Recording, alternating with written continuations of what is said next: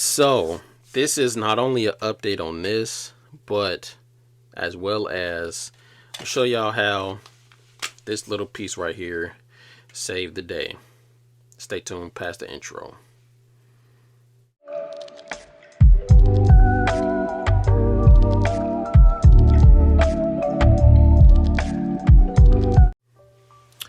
So I left my adjustment tool for Hollow Sun at my house when I went to the range.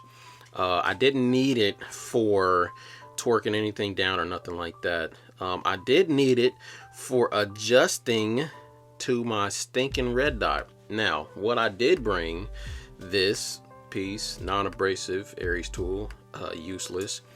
Brought this, useless. I brought this, it was kind of useful, but I wish I would have had a smaller tip because I felt like I was low-key gonna break the buttons when I was trying to turn them. It's just like they're too big, and every time I felt like I was trying to put too much force into it, it's like it gotta be really precise, and I feel like I was more bending the buttons with this than I was actually turning it. I did have my full Torx kit, but like I said, it doesn't have a smaller screwdriver thing on there, so that's not really what it's meant for anyway. So it's my fault that I left it at home.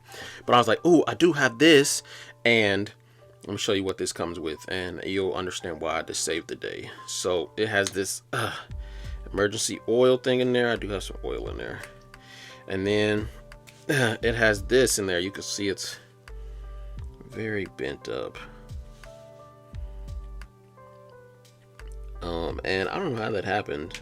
Probably from me turning it. It used to be straight, but I actually was using that to turn the dials like that. You can see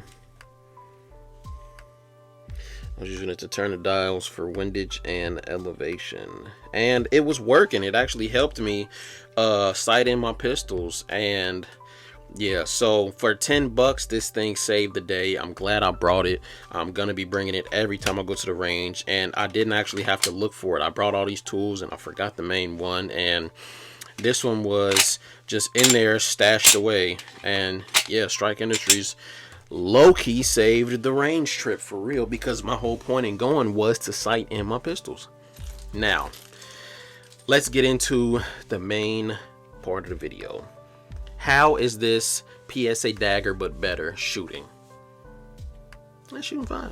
I know that's pretty anticlimactic to say, but yeah, it worked with this OEM mag, worked with this Strike +5 upgraded OEM mag. You can see it worked with all of my P mags, both 21 rounders and my 15 rounder. It didn't work with this because it's not compatible. This is a Glock OEM, but this is for the 26. And it also worked with my 17+5 with the Chinesium E-Basium +5 on there.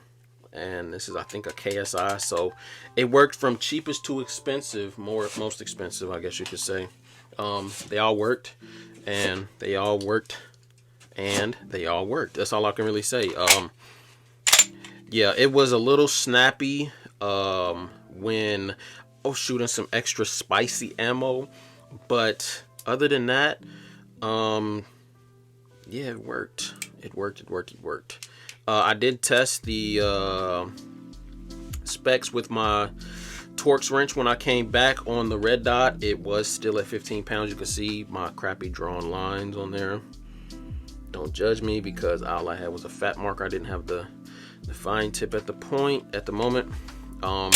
Worked fine, locked back every time I was empty, but like I said, it's spicy. I'll probably put in the footage right here, but with the thumb rest, the spicy ammo was really having some extra recoil on there. But with the normal recoil, it came fine. I felt like the red dot returned to zero, and this is my favorite red dot. I'm probably going to be putting this on everything now. The ACSS, it's like, it's a no-brainer when you have it on there. Like, you're gonna follow that, and it's like, it's so easy for your mind to just track it. And yeah, that thing was thanging. That's all I can say. So yeah, I'm pretty happy about how that turned out, and yeah, I can't wait to go to the range with it again. And that ACSS, man, it was crazy. But shout out to Strike Industries, man. They really saved the day. Strike Industries really saved the day. But anyways, guys, you like this video, like, comment, subscribe, all of that stuff. Share it to somebody if it was important to you, or it might be to your boo. Who knows? Stay tuned for more. Peace.